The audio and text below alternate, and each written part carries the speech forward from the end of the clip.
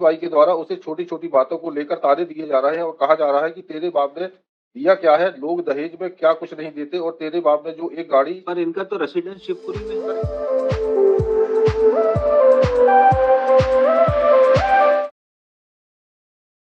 is the first due application 439, the offence under section 498A and 304B. The present applicant is an unmarried non-married, and number 2 is the mother-in-law married. जो disease है वो चित्रा है lordship. इसकी marriage हुई है 7/4/2023 को, और with in 4 month पर 25/8/2023 को she committed suicide at Bhopal. मतलब there is admitted fact as per the statement of the father मालूड कि जो ये चित्रा थी, क्योंकि हस्बैंड इसके भोपाल में कोचिंग सेंटर चलाते थे, शादी के बाद ये जो है वहाँ पे शिफ्ट हो गई भोपाल में, और भोपाल में ही इसने सुसाइड किया।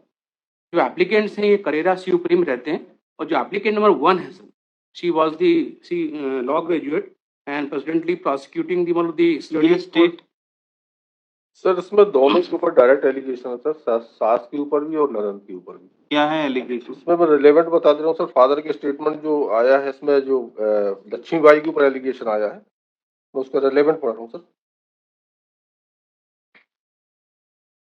बेटी चित्रा के द्वारा घूमने से आने के बाद करेरा से ही फोन पर मुझे मेरी पत्नी और बेटियों को बताया कि उसकी सास श्रीमती लक्ष्मीबाई के द्वारा उसे छोटी छोटी बातों को लेकर ताने दिए जा रहे हैं और कहा जा रहा है कि तेरे बाप ने दिया क्या है, लोग दहेज में क्या कुछ नहीं देते, और तेरे बाप ने जो एक गाड़ी। पर इनका तो रेसिडेंस शिवपुरी में है सर ये तो बात की स्थिति है, ये पहले से जो इनको परेशान कर रहे थे, बाद में फिर रेंट तो प्रेशर तो इतना नहीं होगा, ये और बहुत दूर रहती है। और सर इसमें इसके इनके जो डिसीज के चाचा का स्टेटमेंट है। जब डेथ हुई जब ये कहाँ रह रही थी? ये नहीं, ये जो डिसीज भोपाल में शिफ्ट हो गई, एडमिटेड फैक्ट है लॉर्डशिप। नहीं, जब डेथ हुई उस टाइम ये जब दोनों एप्लीकेंट्स उसी घर में तो नहीं थे? शिवपुरी में रहे लॉर्डशिप, डेथ के टाइम शिवपुरी में। और ये लड़की जो थी इंदौर में, इसकी जो सिविल जज की उसकी स्टडी कर रही थी, और अभी 2 दिन पहले क्या मटीरियल मैं बता रहा हूँ, डेथ के दिन ये लोग वहीं पे थे डेथ के दिन का ये आया है सर। इसमें ये डिसीज के जो चाचा है सर, यस, इनका आया, मैं इनका रिलेवेंट पढ़ रहा हूँ सर।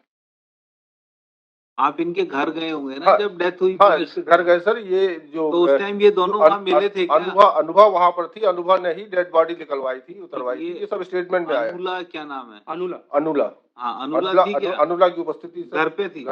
और ये लक्ष्मी, और स्थिति ये थी सर कि चाचा को जब पता चला कि ये लड़की को परेशान कर रहे हैं, जब ये घटना स्थल पर गए, तो ये अनुभा और डिसीज का, अनुभा कोई नहीं है, अनुला सर, अनुला और डिसीज का जो हस्बैंड है, हाँ, ये दोनों बाहर कमरे में बैठे थे। इन्होंने पूछा कि चित्रा कहाँ है, तो उन्होंने कहा अंदर वाले कमरे में। जब उन्होंने देखा तो वो बाहर से दरवाजे बंद थे, उसको तोड़ के देखा तो वो फांसी पर लटकी हुई थी, और उस कमरे में पीछे का दरवाजा और खिड़की खुली थी। मतलब ये लोग बैठे थे। ये लक्ष्मी कहाँ थी उस दिन? लक्ष्मी का तो उधर नहीं था, लेकिन लक्ष्मी उधर नहीं थी, लेकिन लक्ष्मी के स्टेटमेंट में आया।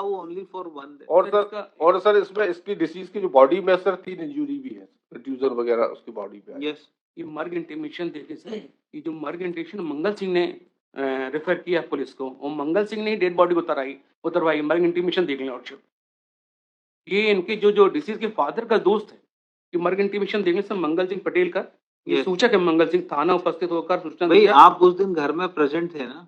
नहीं सर, ये जो लड़की है ये इंदौर में सिविल जज की तैयारी कर रही थी। भाई आप भोपाल में थे जिस दिन ये ऐसा ये कह रहे हैं सर, पर हम तो शिवपुरी में थे, और ये अभी तो जो ये कह रहे हैं यही माना जाएगा। ये भी बात भी सही है लॉर्डशिप। यस जी, पर आपकी बात थोड़ी ना सुनेंगे। ये भी बात भी सही सर, पर एडमिट फैक्ट ये है, उनका कहना ये कि जो डिसीज थी 8-9-10 दिन बाद भोपाल शिफ्ट हो गई थी और वहीं रह रही थी, और उसने सुसाइड वहीं किया। एप्लीकेंट हैज फाइल्ड नंबर 1 की विथड्रॉ कर लेते हैं, नंबर 2 के लिए कंसीडर कर लेना।